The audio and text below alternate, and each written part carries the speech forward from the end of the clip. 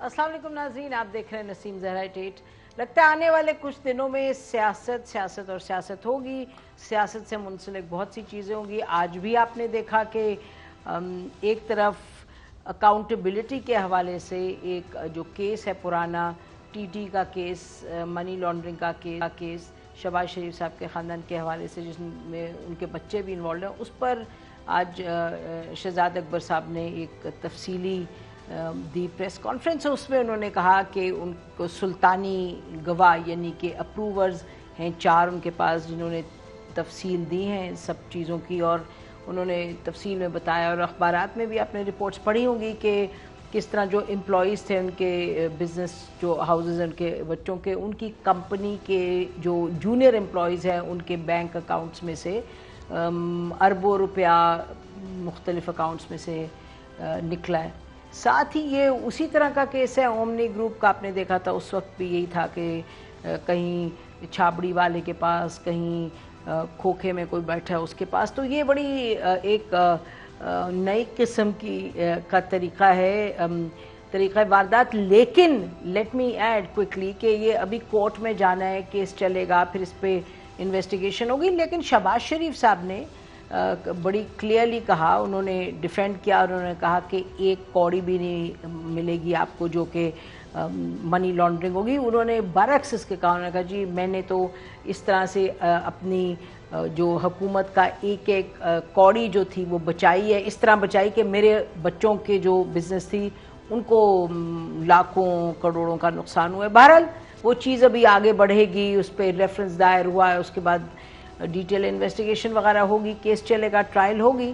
लेकिन ये चीज़ एक सामने आ गई है। और आपको मालूम है कि आज और भी केसेस थे जिस पर कोर्ट्स ने ऑर्डर देने थे, तकरीबन सब में बेल हो गई और फिर हेयरिंग वगैरह आगे बढ़, यानी कि हेयरिंग कुछ दिनों के बाद की गई है, उसको फिक्स किया गया है।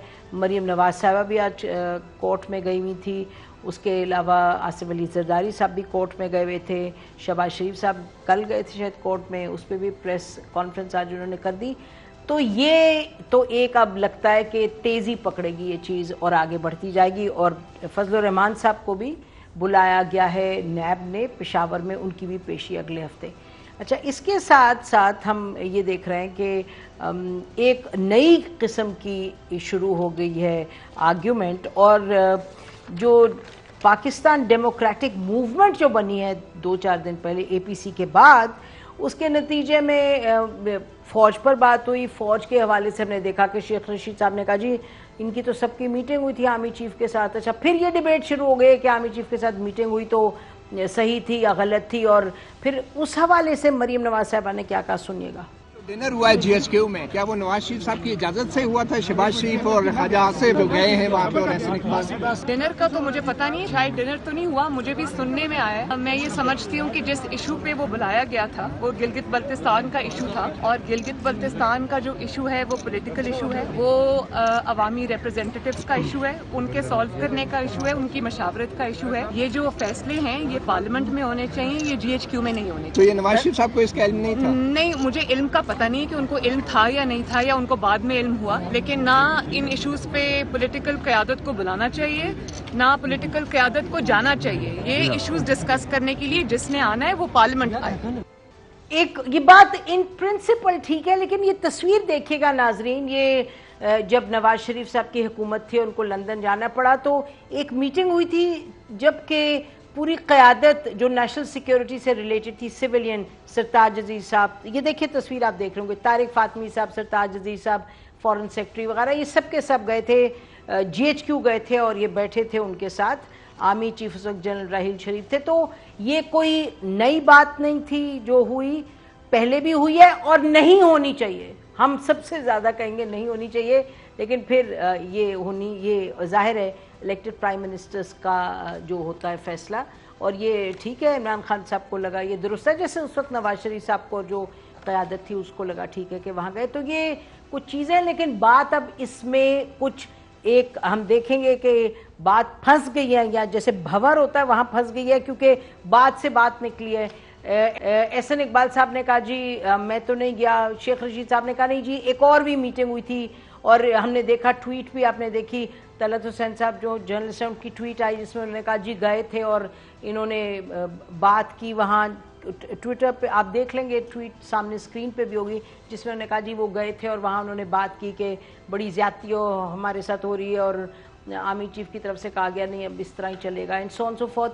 तो ये एक तरफ तो ये कि जाहिर है उस पर बात की जा रही है आर्मी चीफ के हवाले से, आर्मी के हवाले से, इदारों के हवाले से कि जी इनको मुदाखलत नहीं करनी चाहिए, लेकिन जैसे जैसे वक्त गुजर है वो बात दूसरे रुख भी इख्तियार कर रही है कि जी पॉलिटिशियंस खुद जाते हैं, इन्वॉल्व होते हैं। और एक ये भी आर्ग्यूमेंट है पॉलिटिशियंस इसलिए जाते हैं क्योंकि the army is calling the shots. तो बड़ी डिबेट है। और साथ साथ ये भी हो गया कि जी ये मरीम नवाज साहबा ने कहा कि नवाज शरीफ साहब ने का कोई रिप्रेजेंटेटिव नहीं था उस मीटिंग पे, ये वाली मीटिंग गिलगित बल्तिस्तान वाली नहीं, एक और मीटिंग जो पहले हुई थी उसे उन्होंने कहा कोई नहीं था रिप्रेजेंटेटिव। फिर मीडिया ने कहना शुरू कर दिया जी ये डिसोन कर रहे हैं, ये मरीम नवाज साहबा डिसोन कर रही हैं अपने जो लीडर्स हैं जिसमें कि उनके अपने चचा भी हैं। और फिर मेरा ख्याल है ये शहजाद अकबर साहब को पसंद है बहुत कि ये आवाज़ शवाज़ लगाएं, फ़िक्रा वगैरह बोले। ऐसा तो उन्होंने आज कह दिया कि जी उनकी सालगिरह है शहबाज शरीफ साहब की, लेकिन 2 सेकंड की जो भतीजे उन्होंने उनको डिसोन कर दिया।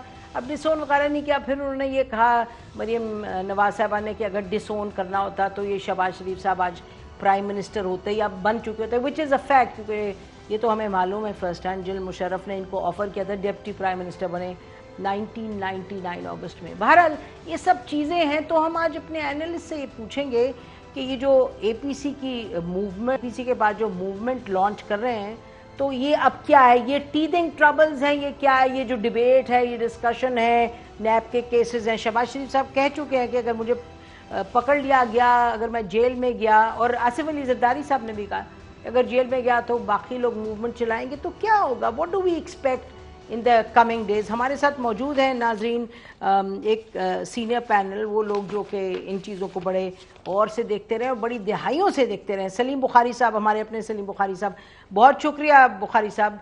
नाजरीन एडिटर हैं भी और रह भी चुके हैं, एनालिस्ट हैं। Thank you for joining us Bukhari साहब। मज़हर अब्बास साहब हैं, who needs no introduction, also senior analyst हैं और 3 दहाई से ये पॉलिटिक्स वगैरह पर लिखते हैं, करते हैं, एनालिसिस करते हैं। मोहम्मद मालिक साहब भी हमें ज्वाइन करेंगे। कमर चीमा साहब हैं, एनालिस्ट हैं, उन्होंने भी हमें ज्वाइन किया है, पहली मरतबा प्रोग्राम में आए। बहुत शुक्रिया कमर चीमा साहब फॉर ज्वाइनिंग अस। तो बुखारी साहब आपसे शुरू करते हैं, आप इन सब चीज़ों को, ये 4, 5, 6 चीज़ें जो हो रही हैं, आप किस तरह देख रहे हैं? बहुत शुक्रिया आपका नसीम ज़हरा, आपने मौका दिया अपने प्रोग्राम में, और आपके इब्तदाइये में बहुत सारी बातें ऐसी हैं जिससे मैं इस्तिफ़ादा हासिल कर सकता हूँ अपनी बात करने के लिए। देखिए, पहली बात तो यह है कि जो मुलाकात का जिसका तज़किरा है, जिसने सारा पंडोरा बॉक्स खोला है, ये पहले भी होती रहती थी इस किस्म के इशूज़ के ऊपर, और ये भी कोई नई बात नहीं थी। लेकिन इसका इस तरह से पब्लिक में आ जाना और पब्लिक डिबेट होना इसके ऊपर जो है, वो यकीनी तौर पर एक हैरान कुन बात है। मीटिंग जिस मकसद के लिए बुलाई गई थी उसके ऊपर आज जो कुछ मरियम बीबी ने कहा है, उससे तो बिल्कुल वाज़े लाइन का पता चल गया है कि पाकिस्तान मुस्लिम लीग नवाज़ अब किस तरह से सोच रही है। उन्होंने कहा ना ये इन्हें सियासी क़यादत को इस तरह से बुलाना चाहिए था, ना सियासी क़यादत को वहाँ जाना चाहिए था। दूसरी बात उन्होंने कही कि जो इशू का ताल्लुक है जहाँ तक गिलगित बल्तिस्तान का, तो इसको तो पार्लियामेंट के अंदर डिबेट होना चाहिए था। मेरे ख्याल से ये बिल्कुल वाज़े लाइन ड्रॉ कर दी है उन्होंने, और ऑब्वियसली ये तसव्वुर भी नहीं किया जा सकता कि इसमें नवाज शरीफ साहब ऑन बोर्ड नहीं है। एक बात तो ये है। दूसरी बात ये है कि इस मीटिंग के हवाले से मैं थोड़ी सी इन्फॉर्मेशन आपके साथ शेयर करना चाहता हूँ, अगर आप मेरी आवाज़ सुन पा रहे हैं तो। वो ये है कि ये मीटिंग थी, इसका हवाला ये था कि चूँकि हिंदुस्तान और चीन बॉर्डर की डिस्प्यूट के हवाले से वहाँ पर बहुत ज़्यादा टेंशन है। मकबूजा कश्मीर में जो कुछ हिंदुस्तान की हुकूमत अब तक कर चुकी है वो हमारे सामने है, एक तरह से हड़प करने की कोशिश है। तो एक ख्याल ये था हमारी इस्टेब्लिशमेंट का भी, जो हमारे दोस्त गैर मुमालिक हैं उनका भी, कि इस वक्त गिलगित बल्तिस्तान का जो सबसे दरीना मुतालबा है कि वो पाकिस्तान का हिस्सा बनना चाहते हैं, ये एक गोल्डन अपॉर्चुनिटी है कि इस वक्त ये काम कर जाना चाहिए। ये था बुनियादी मकसद इस मीटिंग के बुलाए जाने का, और इब्तिदा में गुफ्तगू भी यहीं से हुई। लेकिन फिर कुछ ऐसा हुआ कि किसी भी एक आधे पार्टिसिपेंट ने, मैं नाम जान के लेना नहीं चाहता, लेकिन उनमें बिलावल साहब भी शामिल हैं, उनमें ख्वाजा आसिफ साहब भी शामिल थे। बिलावल किसी ने एक सियासी सवाल चूंकि पूछ लिया तो गुफ्तगू जो है फिर उस सिमत में शुरू हो गई। मेरी आवाज आ रही है आपको? जी जी बिल्कुल आ रही है। मेरी आवाज सुन पा रही हैं आप नसीम? अच्छा, तो मैं ये जी, कह रहा था बहुत कि ये आवाज आ रही है आपकी। The meeting started on a good note, लेकिन उसके बाद फिर जब इसमें सियासत घुस आई और उसके बाद जब इसकी बात बाहर होने लगी, खास तौर से शेख रशीद साहब जिस तरह के दावे कर रहे हैं, जिस तरह का उनका बयान है, उससे मेरा नहीं ख्याल कि वो चीफ अवामी स्टाफ के लिए कोई बहुत अच्छी बात है कि उनकी की हुई बातें या उनसे मुतल्लिक बातें अब इस वक्त डिबेट का हिस्सा हैं। ऑब्वियसली APC के बाद सूरत हाल और सियासी मंजरनामा तब्दील हुआ है और बहुत ज्यादा तब्दील हुआ है। अच्छा, इस पे बुखारी साहब आई कम बैक टू दिस, मैं इस पर वापस आऊंगी। सियासी मंजरनामे पे थोड़ी सी ये जो मीटिंग की बात है उस पर मुझे थोड़े पार्टिसिपेंट्स का भी लेने दें इनपुट, फिर हम वापस आएंगे ब्रॉडर जो मंजरनामा है उस पर। नाज़रीन, इतना आपको बताते चलें कि जो गिलगित बल्तिस्तान की बात है, ये नवाज शरीफ साहब के वक्त में सरताज अजीज साहब की सरबराही में एक कमेटी बनी थी कि गिलगित बल्तिस्तान का जो provisional, the important thing is provisional, यानी कि टेम्पररी जो है इंटीग्रेशन किस तरह की जाए, क्या ऑप्शन है, क्योंकि गिलगित बल्तिस्तान के लोग हमेशा शिकायत करते हैं उनको वो नहीं हकूक मिलते, ना रिसोर्सेज मिलती है, ना रिप्रेजेंटेशन।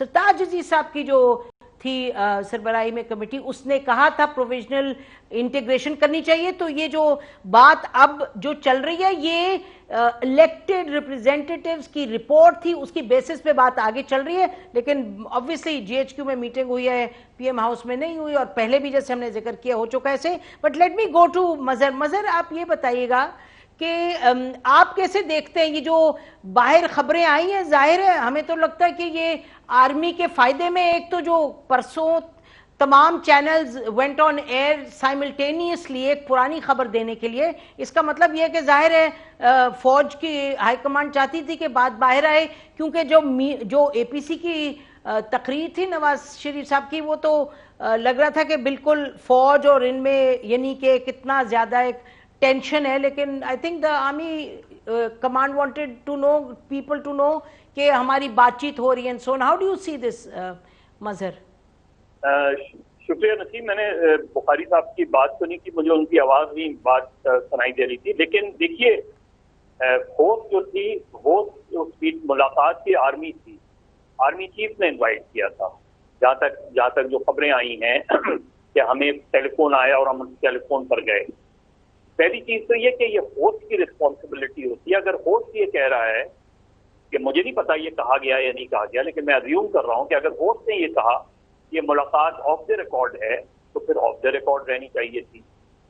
होस्ट ने ये कहा, अगर होस्ट इस मुलाकात को ऑन द रिकॉर्ड रखना चाह रहे थे तो उस मुलाकात के फौरन बाद DG ISPR को एक ब्रीफिंग देनी चाहिए थी, मीडिया को बताना चाहिए था कि पार्लिमानी पार्टी से मुलाकात हुई। ये जो कंफ्यूजन क्रिएट हुआ है, ये जो चीज है ये बड़ी इंपॉर्टेंट है, और इससे उस मुलाकात के जो मकासद थे, यानी अगर सिर्फ गिलगित बल्तिस्तान मकसद था और उसके बाद दीगर इशू पे बात हुई, वो अलग बात है, लेकिन पहली वजाहत ये आनी चाहिए। अब क्योंकि ये चीज एक कंट्रोवर्सी की शक्ल ले रही है, लिहाजा ISPR की तरफ से ये वजाहत आनी चाहिए कि ये मुलाकात ऑफ द रिकॉर्ड थी या हर पार्टिसिपेंट ओपन था, और अगर ओपन था और ये ऑफ द रिकॉर्ड नहीं थी तो फिर ये रिस्पॉन्सिबिलिटी पार्लिमानी लीडर्स की होती है कि उन्हें उसके बाद जाके एक ब्रीफिंग देनी चाहिए थी, मीडिया टॉक करनी चाहिए थी कि आर्मी चीफ ने बुलाया था और हमने उस सिलसिले में गिलगित बल्तिस्तान के सिलसिले में ये बातचीत की है उसमें। तो ये जब सीक्रेसी थी, अब मुझे नहीं पता ये सीक्रेसी। मजहर एक minute, Mazhar if you just stop here right here. देखिए मजहर एक सेकंड, आप कह रहे हैं कि ये ऑफ द रिकॉर्ड थी तो फिर ऑन द रिकॉर्ड क्यों आई? जब ये मीटिंग हुई है एक हफ्ता पहले, उस वक्त मियां नवाज शरीफ साहब की तकरीर, ऐसी भरपूर तकरीर नहीं आई थी जिसमें वो कह रहे थे फौज इतनी ये तारीख बयान कर रहे थे, कुछ पार्शल कुछ कंप्लीट। तो जाहिर है जब हालात बदले तो शेख रशीद साहब ने अपनी मर्जी से तो नहीं कहा होगा। शेख रशीद साहब ने सुना जुमेरात को ये इस मीटिंग का कुछ जिक्र किया था, तो मेरा ख्याल है ये टेक्निकल जो चीज़ है ये इसलिए नहीं रहती कोई कायम, क्योंकि जब हालात बदलते ऑब्वियसली द आर्मी वांटेड के जी बाहर बात निकल आए कि ये सब तो हमें मिले आके हमारी बातचीत हुई है, और जैसे कल जनरल अवान कह रहे थे हमारे प्रोग्राम में कि जी सारी बातें तो सेटल हुई थी, क्योंकि उसमें जैसे बुखारी साहब कह रहे हैं, आप कह रहे हैं, उसमें तो ये भी बात हुई थी कि इलेक्शंस ठीक होने चाहिए जी, हम सियासत से दूर रहना चाहते हैं जी, आप अपने खुद करें इलेक्टोरल रिफॉर्म्स, हमें ना खींचें सोन। So while you are right at one level, जब हालात बदले तो फौज ने कहा जी बात करोगे जी, ये तो सब हमसे मिल के गए हैं। Isn't that Fairlie simple? नहीं, मैं तो सिर्फ ये बात तो मैं ये नहीं कह रहा हूं, मैं तो ये अज्यूम कर रहा हूं। मुझे नहीं पता कि ये इस मुलाकात, ये जो क्योंकि मैं अज्यूम ये कर रहा हूं कि अगर आर्मी जो है वो तमाम पार्लिमानी लीडर्स को बुला रही है, अब इसमें तय करना है कि आर्मी ने बुलाया है या इनकी दरखास्त थी। दोनों चीजें होती हैं, यहाँ दरखास्त भी होती है, बुलावा भी होता है, तो इस चीज को क्लियर होना चाहिए। अब इसको इस कॉन्टेक्स्ट में रिलीज करना कि जी ये तो हमसे आके मिले थे, ये भी डिबेटेबल है कि जी इसका मतलब ये है कि अगर वो मिले थे आपसे गिलगित बल्तिस्तान के इशू पे, या आपने बुलाया था उनको और वो आपसे जाकर मिले थे, तो उनको क्यों ब्लेम किया जा रहा है? बुलाया तो आपने था, वो अपनी दरखास्त से तो नहीं गए थे आपके पास, उन्होंने खुद तो ये नहीं कहा था कि हम तो आपके ब्लेम पास कौन कर रहे हैं मजहर? वो ऐसी भी मुलाकातें होती रही हैं। और फिर देखिए दूसरी मुलाकात, जिस दूसरी मुलाकात का अब शेख रशीद साहब बात कर रहे हैं, उसकी वजाहत दूसरे फरीक से आनी चाहिए या नहीं आनी चाहिए कि ये मुलाकात हुई थी या नहीं। तो अब इसका मतलब ये कि एक साफ तो ये हो रहा है कि आप पॉलिटिशियंस को डिफेम कर रहे हैं, यानी एक जवाब दे रहे हैं आप शायद नवाज शरीफ की तकरीर का। तो ये मेरा ख्याल है ये अगेन ये इंस्टीट्यूशन के लिए बहुत डैमेजिंग है ये चीज कि एक सिविलियन आदमी जो अपने आप को खुद साख्ता तर्जुमान इस वक्त बना रहे हैं, वो इस तरह की खबरें लीक कर रहे हैं। भाई अगर आप पब्लिकली, मैं तो फिर ये कह रहा हूं कि पहली जो पार्लिमानी पार्टी की मुलाकात थी उसमें मेरे लिहाज से तो कोई ऐसी बात नहीं थी कि वो ऑफ द रिकॉर्ड रखी जाती, उसके बाद ब्रीफिंग हो जाती कि ये बातचीत हुई। हो सकता था कि अगर एक हफ्ते पहले ये ब्रीफिंग हो जाती तो नवाज शरीफ साहब की वो तकरीर की टोन ही नहीं होती। अब हो सकता है नवाज शरीफ साहब को इस सिलसिले में नहीं क्या मतलब मजहर एक सेकेंड, मजहर एक सेकेंड, अंदर जो मीटिंग हुई है, नहीं एक सेकेंड मजहर, जो मीटिंग हुई है पार्लिमानी में, I have it on very authentic source from with in PMLN कि मियां नवाज शरीफ साहब को गिलगित बल्तिस्तान वाली मीटिंग पर ब्रीफ किया गया था। बहरहाल हम ब्रेक लेते हैं नाज़रीन, ब्रेक के बाद वापस हम इस गुफ्तगू को जारी रखते हैं। बड़ी दिलचस्प पॉइंट्स उठाए पैनलिस्ट ने, लेकिन ये हम इनको डिस्कस करेंगे पाकिस्तान की सियासत की सियाको सबाक में, जहां के नंबर 1 कोई चीज ऑफ द रिकॉर्ड नहीं होती। हम ब्रीफिंग्स में गए, हमें मालूम है कि कुछ इधर से लीक, कुछ उधर से लीक, कुछ प्लांटेड लीक, कुछ इंटेंशनल लीक। उसके बाद जब हालात बदले, और ये इदारे की बात होती है, यानी हम कहते हैं इदारा, लेकिन एक्चुअली तो जब डिबेट शुरू होती है इसमें मीडिया में और पब्लिक में, तो फिर फौज को हमने हमेशा देखा है वो अपनी जो पॉइंट ऑफ व्यू है वो लेके आती है। जाहिर है वो कहते हैं जी हमारा कौन है बोलने वाला। तो शेख रशीद साहब अपनी मर्जी से नहीं दोनों मीटिंग्स का जिक्र करें, और उनको लगता है कि they need to talk about it. Break के बाद आते हैं, फिर इस गुफ्तगू को जारी रखते हैं। Stay with us.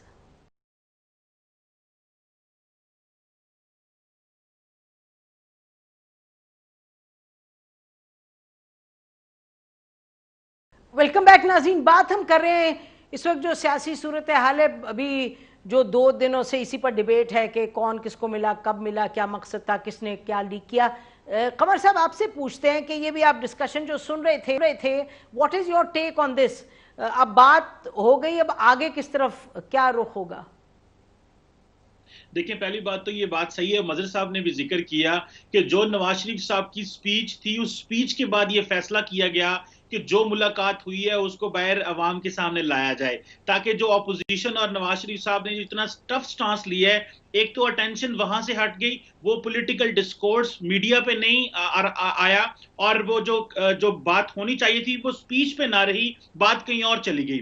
दूसरी अहम बात यह है कि सारे प्रोसेस के अंदर, इस सारे पॉलिटिकल डिस्कशन के अंदर ये बात तो कोई कर ही नहीं रहा कि इमरान खान साहब जो है उन्होंने क्यों करके इस इजलास को करने की कोशिश नहीं की, उन्होंने क्यों पॉलिटिकल पार्टीज को लेके नहीं आए, वो क्यों पॉलिटिकल पार्टीज के साथ बैठने को तैयार नहीं है। देखिए, हम कंप्लेन तो करते हैं जी, आप जो है वो फौज इंटरफेयर करती है, ये होता है वो होता है, लेकिन जब आप अपने काम आउटसोर्स कर देते हैं बाकी अदारे को, अगर FATF के ऊपर पॉलिटिकल कंसेंसस चाहिए, आपको गिलगित बल्तिस्तान के ऊपर चाहिए, तो आप पार्लियामेंट्री लीडर तो बैठे, पहले पार्लियामेंट में लोग तो बैठे, अगर नहीं हो पाता तो आप नेशनल सिक्योरिटी इश्यूज के अदारों को भी साथ में ला लें।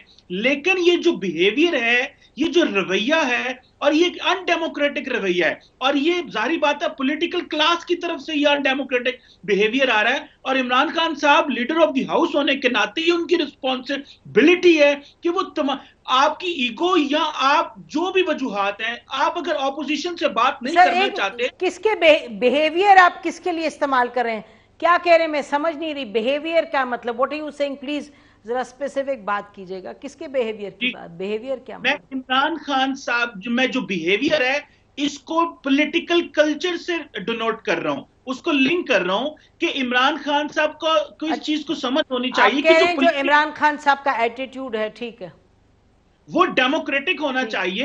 एक डेमोक्रेटिक फोर्स का क्या काम है, आपका काम है बातें करना, कंसेंसस पैदा करना, डायलॉग करना, फिर बैठना।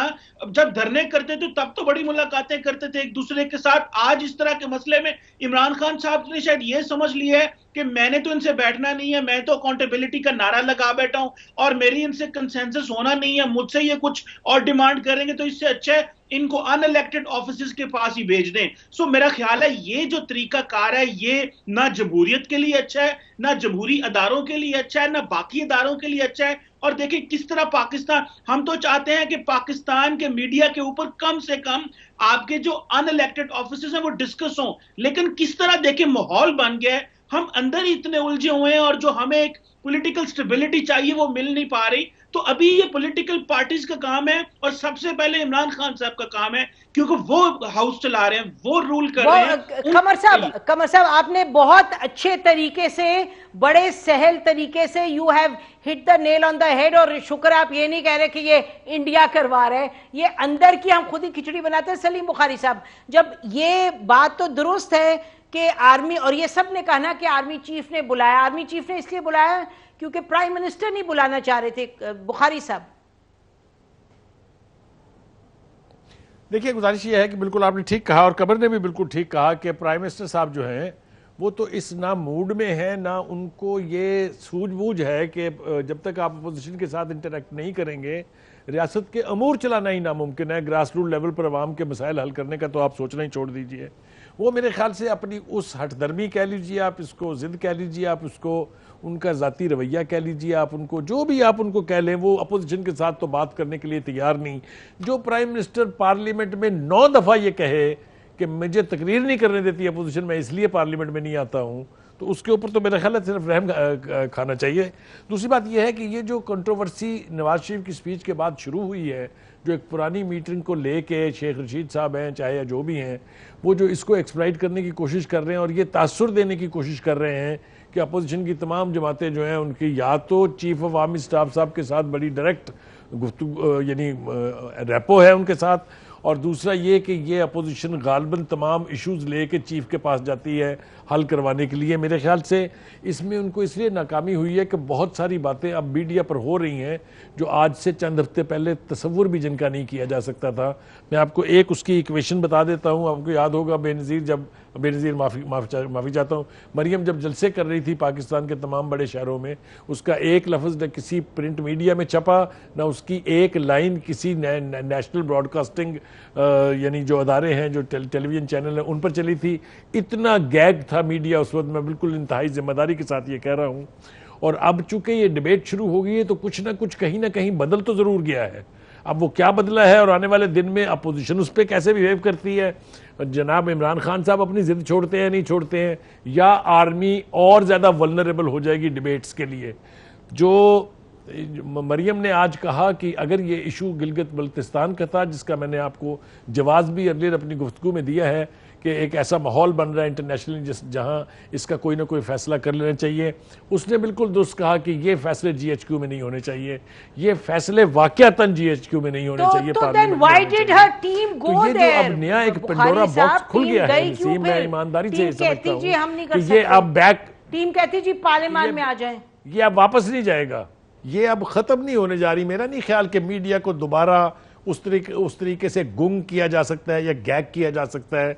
ये डिबेट अब चलेगी तो सारे ही पार्टीज जो हैं, चाहे वो अपोजिशन की पार्टीज है, चाहे वो रूलिंग पार्टी है, चाहे वो पाकिस्तान की मुसल्लह अफवाज की लीडरशिप है, मेरे ख्याल से बहुत टाइट रोप वॉकिंग होगी, बहुत एहतियात से चलना होगा आने वाले दिनों में।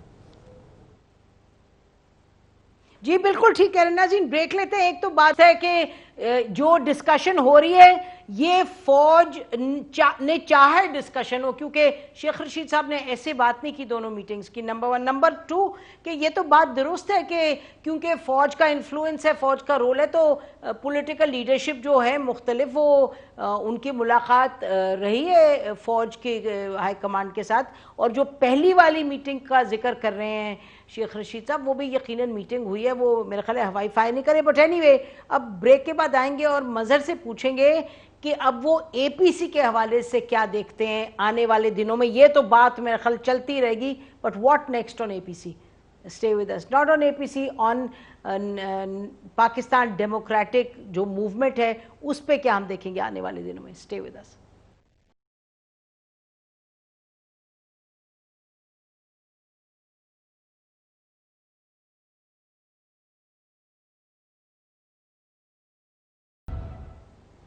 वेलकम बैक नाज़रीन। बात हो रही है APC के बाद जो पाकिस्तान डेमोक्रेटिक मूवमेंट बनी है वो अब कहाँ जाएगी। आज मीटिंग्स तो हुई है काफ़ी। मज़र आप बताएं, आपके शहर में भी कुछ मीटिंग्स हुई हैं, where do you think this is going? देखिए नसीब, एक जो अभी बात हो रही थी और साथियों से एग्री करते हुए, पाकिस्तान में बहुत ज़रूरत है मीसाक सियासत की। हम अक्सर बात करते हैं मीसाक जमहूरियत की। जब तक आप मीसाक सियासत को डिसाइड नहीं करेंगे, आप मीसाक जमहूरियत की तरफ जा ही नहीं सकते। और मीसाक सियासत ये है कि आपको तय करना पड़ेगा सियासी जमातों को कि ये क्यों, अगर खुफिया इजलास 2 लोग चले गए, वो मिल लिए, आर्मी चीफ से या इवन ISI चीफ से मुलाकात में कोई हर्ज नहीं है, लेकिन फिर वो ऑफ द रिकॉर्ड नहीं होनी चाहिए, वो फिर सीक्रेट नहीं होनी चाहिए। अगर आपके कुछ मामलात हैं, कुछ नेशनल सिक्योरिटी के मामलात हैं, कुछ स्ट्रेटेजिक मामलात हैं, कुछ इंटरनल मामलात हैं, तो अगले मुलाकात। बाकी पॉलिटिकल मैटर्स, ये जो बात है मरियम नवाज साहिबा की ठीक तो है, लेकिन सवाल ये है कि ये PMLN की लीडरशिप जो गई है उसमें जाहिर है शहबाज शरीफ साहब जो पार्टी के सदर हैं उनकी जो है वो मर्जी से गई है और उनकी कंसर्न इसमें शामिल है, पार्टी के सीनियर लीडर्स की कंसर्न शामिल है। तो उनको अगर ये सवाल उठाना चाहिए तो पार्टी लीडरशिप के लेवल पे उठाना चाहिए।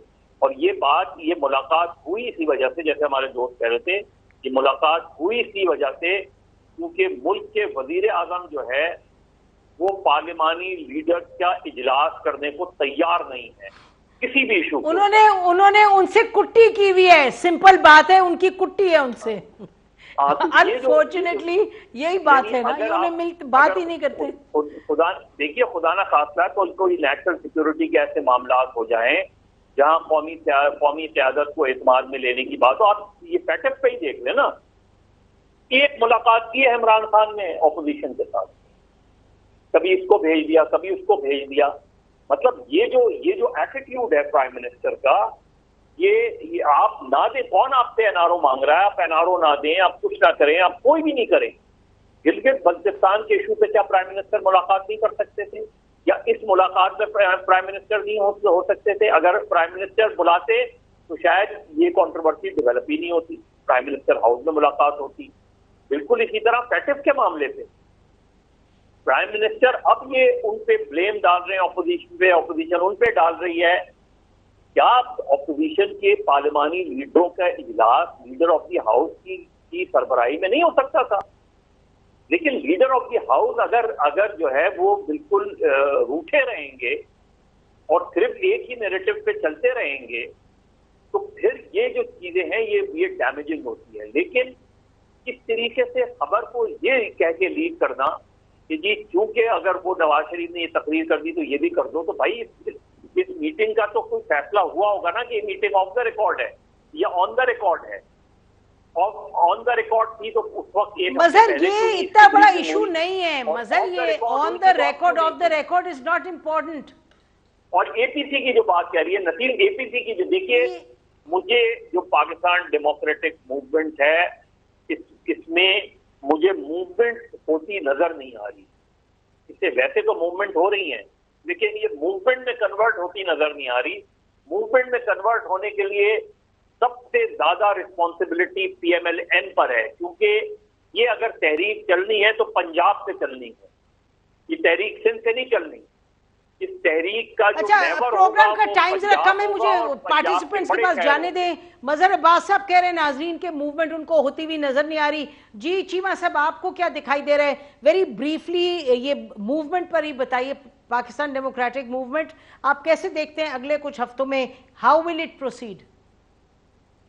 देखें, ये मूवमेंट तो होगी, जारी बात है ये लोग मूव करेंगे, लेकिन इसका कोई लॉजिकल कंक्लूजन नहीं होगा, क्योंकि इसमें से जो मौलाना फजलुर रहमान है उनका केस बिल्कुल अलग है। मौलाना फजलुर रहमान की वो जो बेस थी जहां पे वो इलेक्शन जीतते थे, पावर में आते थे, वो छिन गई है। बाकी सियासी जमातों के साथ उस तरह नहीं है। पीएमएलएन अगर ऑपोजिशन में पंजाब में भी है, मरकज में भी है, तो वो अपना समझती है कि इस तरह स्पेस देनी, इतनी स्पेस उनके लिए ठीक है। अगर वो ऑपोजिशन में भी चले गए तो वो कम बैक कर लेंगे बड़ी तादाद में, उनके पास वोट बैंक है। पीपल्स पार्टी ऑलरेडी है। सो कोई इस तरह की पॉलिटिकल इंस्टेबिलिटी ये नहीं कर पाएंगे। मौलाना फजलुर रहमान बिल्कुल एक और पैरामीटर और पैराडाइम से सोच रहे हैं, क्योंकि उनकी बेस जहां पे वो रूल करते थे, जहां पे वो बेशक लिमिटेड या अपना अलायंस बनाते थे, वो उनसे छिन गया है। सो ये मूव करेगा, लेकिन मेरा ख्याल है कि इसके जो रिजल्ट्स हैं वो वेरी करेंगे। चीमा साहब एक सेकंड, चीमा साहब इसको इस मुख्तलिफ तरीके से देखें। चीमा साहब इसको जरा मुख्तलिफ तरीके से देखें कि जो आप कह रहे हैं कि बेस उनसे छिन गया है, ऑन दी अदर हैंड अगर आप प्रोटेस्ट पॉलिटिक्स की बात करते हैं और सड़क पे निकलने की बात करते हैं तो फिर आपको तो चाहिए, लोग चाहिए, और लोग इन दोनों पार्टी में से कोई इतने नहीं निकाल सकता जो कि मदारिस के बच्चों को ये निकाल लेते हैं। तो इन एन अदर सेंस इनके पास तो ज्यादा लगता है कि वो पावर है टू व्हील्ड। लेकिन बुखारी साहब, इनके जो इंटरेस्ट हैं कि जी ये निकले सड़क पे, डिस्टर्ब करें सिचुएशन, वो पीपल्स पार्टी से तो जाके नहीं करते कन्वर्ज, क्योंकि पीपल्स पार्टी के पास हुकूमत है। हाउएवर बुखारी साहब आप बताइएगा कि आप कैसे देखते हैं अगले कुछ हफ्तों में पीडीएम किस तरफ जाएगी? देखिए नजीम, मेरे ख्याल में तो 2-3-4 बातों को हमें ज़ेरे गौर ज़रूर लाना चाहिए। एक तो ये आपको याद होगा कि कुछ तकरीबन 6 महीने कबल असद उमर साहब ने कहा था कि हमारे पास अब 6 महीने का वक्त है, और फिर उसके बाद खुद इमरान खान साहब ने कैबिनेट मीटिंग में अपने कैबिनेट के इजलास में कहा कि हमें 6 महीने में ही अब साबित करना है कि हम डिलीवर कर सकते हैं कि नहीं कर सकते हैं। और दूसरी तरफ अगर आप देखें तो हमें यह भी तासुर मिलता है कि जी शहबाज शरीफ साहब इसलिए गुड कॉप रहे कि उनको कहा गया था कि 2 साल तक आप नहीं बोलेंगे, अगर 2 साल में भी अगर इमरान खान साहब डिलीवर ना कर सके तो फिर आप जो मर्जी कीजिएगा। मेरे ख्याल से वो टाइम लाइन जो है वो हमें जहन में रखनी चाहिए।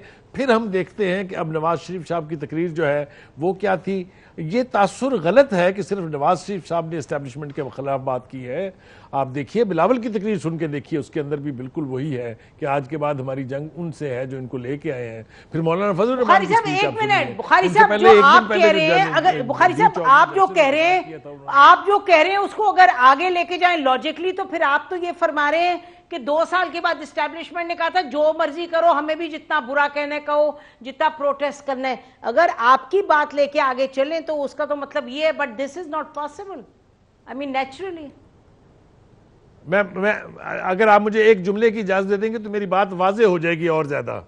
मैं कहना यह चाह रहा था कि ये जो मीटिंग जिसका तस्करा किया जा रहा है, जिसमें आर्मी चीफ ने यह कहा कि आप हमें बिला वजह घसीट लेते हैं और ड्रैग कर लेते हैं सियासत में, हमारा तो कोई ताल्लुक नहीं। मेरे ख्याल से ये वही रीएट्रेशन है कि अब मेरे ख्याल से मुझे यूं लगता है कि Imran Khan and company will be on their own, अच्छा। और उनको अब ग्रास रूट लेवल पर अपोजिशन को कन्फ्रंट करना पड़ेगा।